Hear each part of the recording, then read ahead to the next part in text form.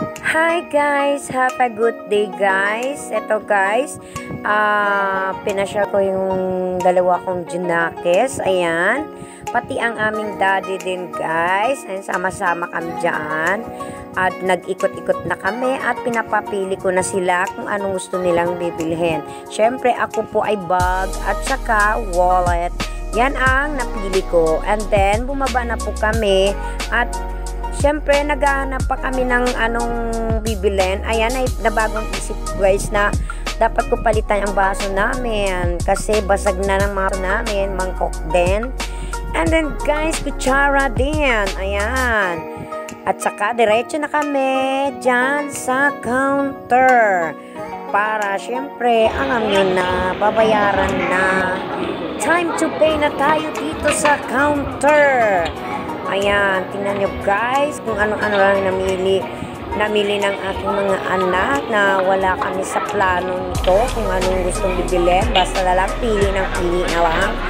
Ayan, o, tingnan nyo. Basta ako na-pure dyan, back na ka-wallet. Yan lang ang akin. Siyempre, baso, yan. And then guys, ang mahal-mahal ng bilihan ngayon. Tingnan nyo, yan ang kukonting bilihan. Tingnan nyo magkano yan lahat. Diyos ko guys, ang mahal-mahal. Kaya gusto ko magtipid siyempre sa junakis natin hindi natin makakatipid basta may pambayad lang. Diba guys? Yan talaga ang ugali nating mga Pinoy.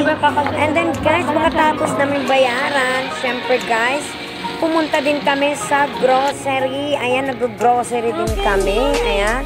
Mili-mili na din kami. Konti lang kami nadagdag sa grocery namin. Kasi pangdagdag lang naman sa kusina. Isa, oo. Ayan, guys. Ayan. Yan ang pili niya. At saka syempre ang coffee. Black coffee. Syempre sardinas din guys. Napili din ako. Kahit hindi kami masyado sardinas. Pero ayan. At syempre pampaganda din guys. Kailangan yan. Di pwede hindi. Diba guys? Kahit sino naman, hindi mawala yung papangganda.